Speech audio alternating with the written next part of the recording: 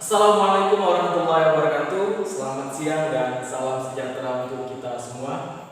Oke, perkenalkan, nama saya Ari Sumarno, dipanggil Ari, NIM A1A2170035, Program Studi Pendidikan Sejarah, Fakultas Guru dan Pendidikan Universitas Jambi. Di sini saya akan memenuhi tugas dari mata kuliah Mikro Teaching atau mata kuliah praktek mengajar, dan sini saya akan menjelaskan, nanti ada materi yang akan saya jelaskan. Oke, sebelum kita mulai pada pembelajaran pada siang hari ini, ada baiknya kita berdoa dulu agar apa yang kita laksanakan diridhoi Allah Subhanahu wa taala dan mendapatkan selalu semangat, dan apa yang kita pelajari bisa bermanfaat untuk seluruh umat manusia. Berdoa menurut agama dan kepercayaan masing-masing, dimulai.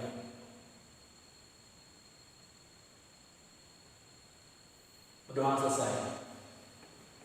Oke, sebelum kita masuk ke materi, saya akan sedikit bertanya kepada audiens. Adakah materi di minggu kemarin yang belum dipahami? Jika ada, silakan angkat tangan dan bertanya. Karena jika audiens tidak paham dengan materi kemarin, maka tidak bisa melanjutkan materi berikutnya. Oke, ada yang bertanya, silakan. Oke, tidak ada. Saya rasa semuanya sudah paham. Oke, jadi di kesempatan pada siang hari ini, materi yang akan saya sampaikan adalah mengenai Hindu, Buddha, dan Islam di Nusantara. Namun sebelum kita melanjutkan ke materi berikut, mungkin ada teman-teman yang masih bertanya-tanya begitu kan, apa sih itu Hindu, apa sih itu Islam, dan apa sih itu Buddha gitu. Nah, kenapa saya mengambil konteksnya di Nusantara? Ya, karena pada zaman itu nama Indonesia belum muncul. Kita masih namanya Nusantara. Jadi gugusan pulau-pulau itu masih diberikan nama Nusantara.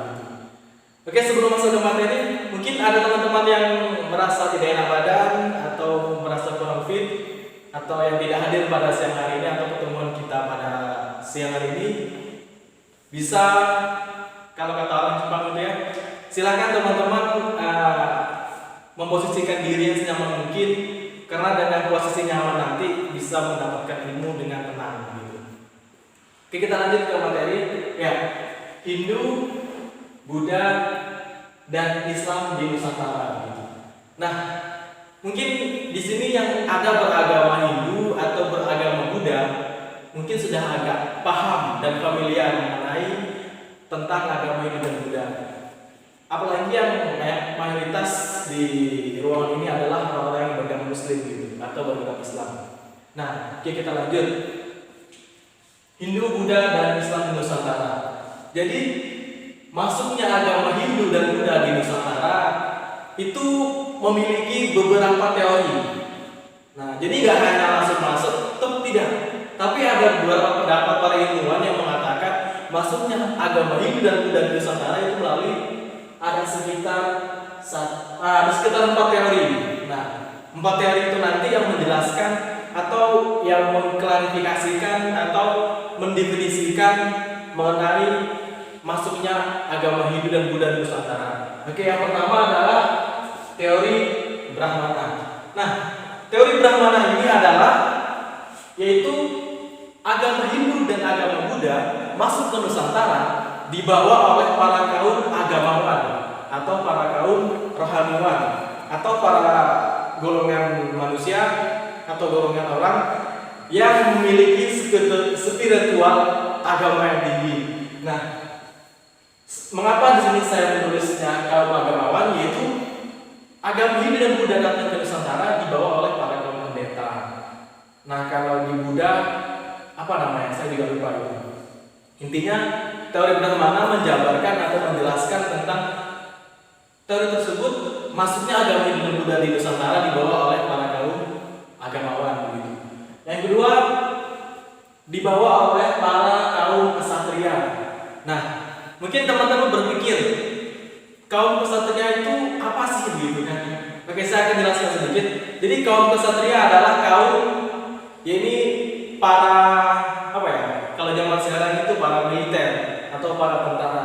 Jadi zaman dulu itu suatu kerajaan pasti ingin menginvasi negara lain. Tujuannya adalah pertama untuk memperluas wilayah, itu pasti. Karena kita tidak bisa memungkiri di otak manusia materialistis itu pasti begitu kan. Nah, tujuannya itu adalah dengan menginvasi wilayah yang menjadi jajahan dia. Tidak mungkin kan setelah dia menginvasi tidak adanya kontak. Nah, setelah menjajah tadi, setelah diinvasi melalui tentara tadi, maka para kaum kesatria dia pasti berinteraksi dengan warga lokal atau warga sekitar. Nah, begitu. Lanjut, kemudian ada teori Waisa. Nah, teori Waisa ini adalah agama Hindu dan Buddha datang ke gugusan Nusantara atau datang ke Nusantara itu melalui para kaum pedagang.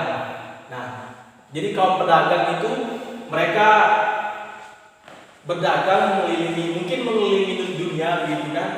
Nah, mereka datang ke Nusantara selain dalam misi berdagang, menjajakan dagangannya, juga mungkin bisa adanya kontak dengan masyarakat kemudian menyebarkan paham mereka. Tentunya sebagai warga lokal, jika ada orang baru datang ke tempat dia, pasti mereka berpikir apa sih yang dibawa oleh orang ini gitu kan. Jika itu menarik, maka akan diikuti.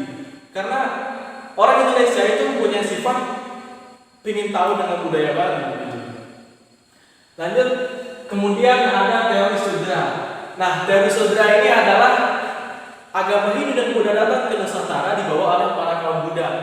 Jadi kaum Buddha itu dia mau datang ke Nusantara untuk merubah nasibnya. Karena ketika di negeri asalnya mereka dijadikan sebagai seorang Buddha.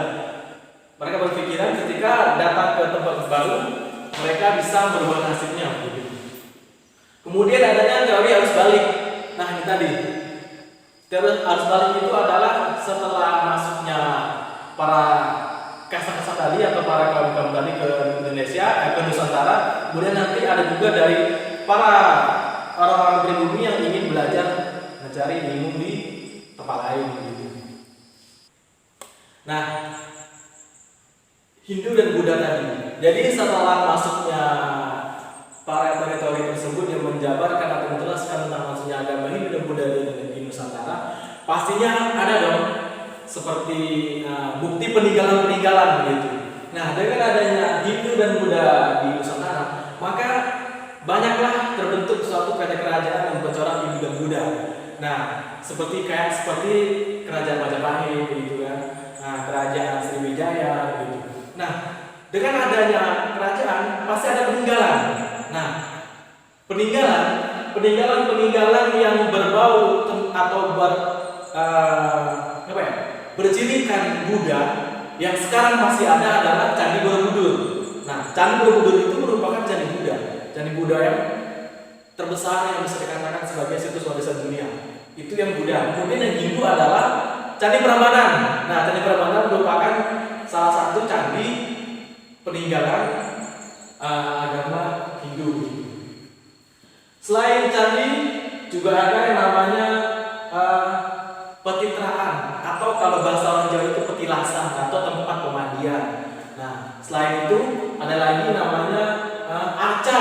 Ya, arca. Mungkin teman-teman bisa menemui ketika berkunjung ke museum atau ketika berkunjung ke tempat yang bersejarah lainnya pasti menemui nama arca. Arca atau dalam bahasa sederhana adalah seperti patung. Nah, di museum-museum itu banyak sekali.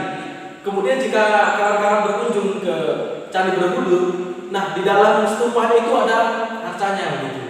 Di Prambanan juga ada. Cuman karena saya pribadi lebih suka ke Borobudur, jadi saya lebih tahu tentang Candi Borobudur. Nah, Candi Borobudur itu dia memiliki tingkatan-tingkatan. Ada rupa datu, dan apa lagi, Bapak lupa gitu kan. Nah, setelah Hindu Buddha sudah clear, kita lanjut ke Islam. Ya, Islam, maksudnya agama Islam atau kepercayaan Islam di bumi Nusantara gitu. Oke. Siapa yang tidak tahu tentang agama Islam? Saya rasa semua orang tahu apa itu Islam. Islam merupakan suatu agama yang dibawa oleh Nabi Muhammad SAW. Kemudian dengan dakwah maka disebarkan ke seluruh penjuru Indonesia, seluruh penjuru Nusantara atau seluruh penjuru dunia. Nah, Islam masuk ke bumi Nusantara juga melalui beberapa teori. Yang pertama ada teori Mekah, Gujarat, dan Persia. Oke, kita kupas satu persatu. Teori Mekah.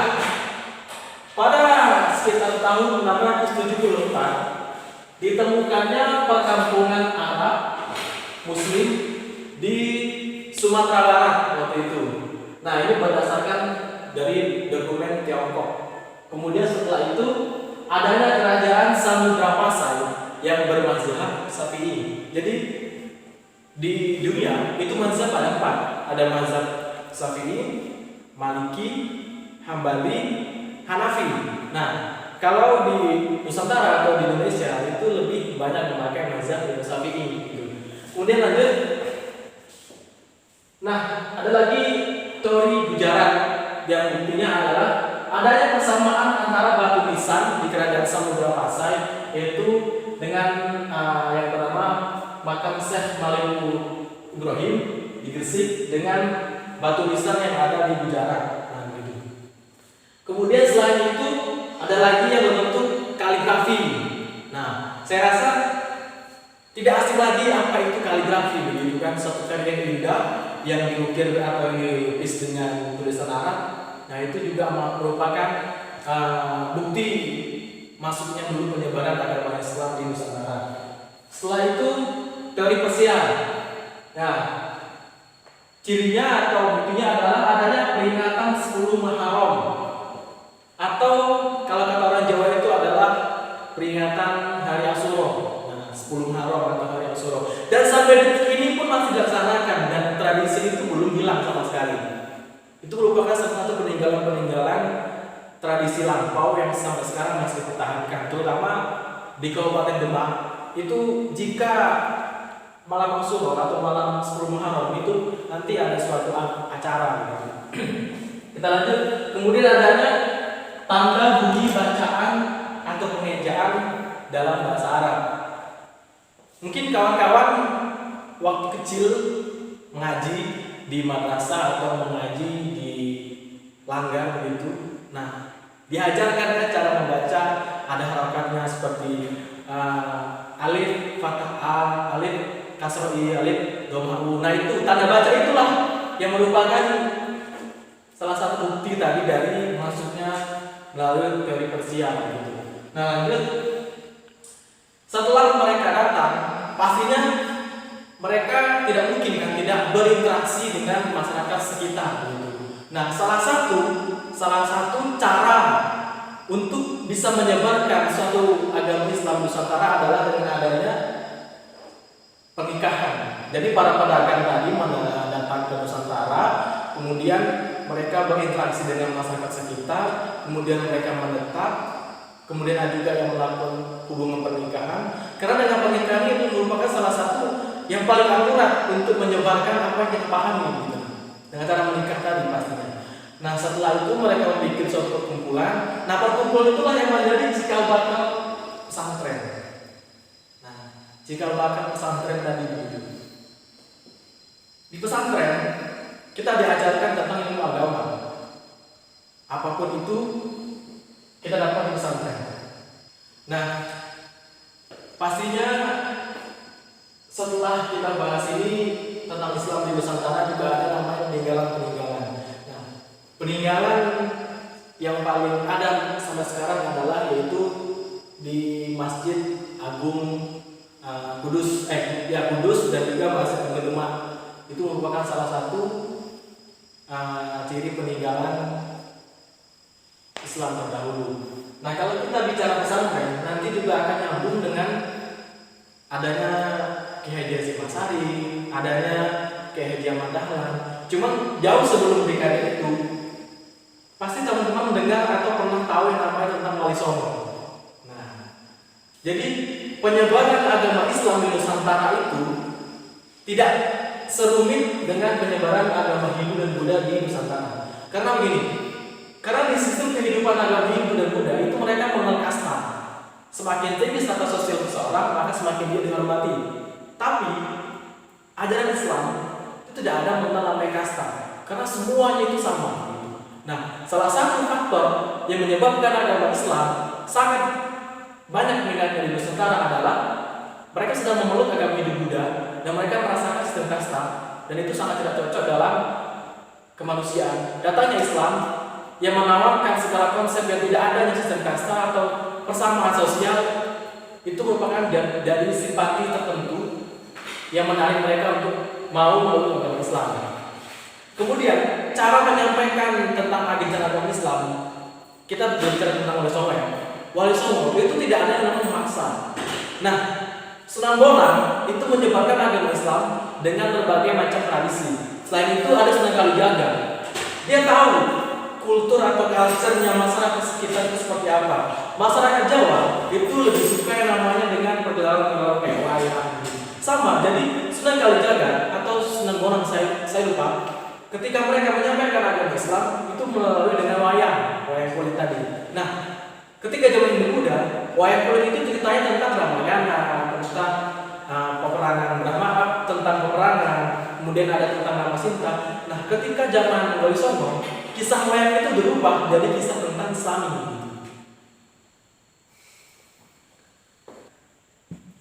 Oke, kesimpulan yang bisa kita ambil dari materi Hindu dan Buddha dan Islam Nusantara adalah pentingnya nilai-nilai untuk keagamaan atau pentingnya namanya nilai religius pada setiap manusia gitu. Di Indonesia ada berbagai macam agama, ada 5, dan Indonesia tidak mengekang masyarakatnya untuk memeluk agama manapun karena kita punya Pancasila gitu. Yang pasti di Indonesia tidak mengakui orang yang tidak punya agama atau ateis. Tapi Indonesia mengajarkan kita untuk beragama. Mau teman-teman agama Islam, Hindu, Buddha, Kristen, Katolik, Konghucu, silahkan. Dan Indonesia diajarkan tentang yang namanya menghargai sama lain. Perbedaan jangan jadi masalah, tapi jadi perbedaan suatu asbab kita untuk jadi bersatu gitu. Dengan adanya agama Hindu Buddha ini, dengan adanya materi ini, karakter yang bisa kita ambil adalah tidak pentingnya suatu kasta sosial, karena di mata Tuhan semuanya sama. Jika di zaman Hindu Buddha itu ada yang kasta sosial, ada kaum-kaum tertinggi bangsawan. Nah, jadi kita terapkan lagi di kehidupan sekarang, itu tidak bagus atau tidak cocok dengan Pancasila. Jadi di kehidupan sekarang, jika kita masih menerapkan namanya kasta-kasta, tidak sesuai. Kemudian kalau dari Islam adalah pentingnya kita menjaga yang namanya budaya leluhur, atau pentingnya kita yang namanya menjaga peninggalan terdahulu. Misalnya sekarang Islam mengajarkan kita untuk saling menghargai sesama manusia. Islam mengajarkan kita untuk saling menghormati, karena Islam adalah suatu agama yang rahmatul lil alamin. Gitu. Oke, cukup sampai di sini pertemuan kita pada siang hari ini. Jika masih ada kawan-kawan atau teman-teman yang belum paham mengenai tentang Hindu dan Buddha dan Islam di Nusantara, bisa bertanya melalui nanti evaluasinya adalah evaluasi untuk saya sendiri. Silakan teman-teman komen konten saya ini dan menjadi masukan saya, dan evaluasi untuk kawan-kawan adalah silakan teman-teman mencari situs-situs peninggalan Hindu dan Buddha dan Islam di Indonesia yang mungkin sekarang belum diekspor atau belum diangkat ke permukaan umum gitu. Silakan teman-teman mencari itu sebagai salah satu wujud kita untuk mencintai dan melestarikan peninggalan-peninggalan sejarah yang ada di Indonesia gitu. Terima kasih, banyak maaf. Saya akhiri, ihdinas siratal mustaqim. Allahu fiqil aqwa min thoriq. Wassalamualaikum warahmatullahi wabarakatuh. I'm so lonely, broken angel. I'm so lonely, listen to my heart.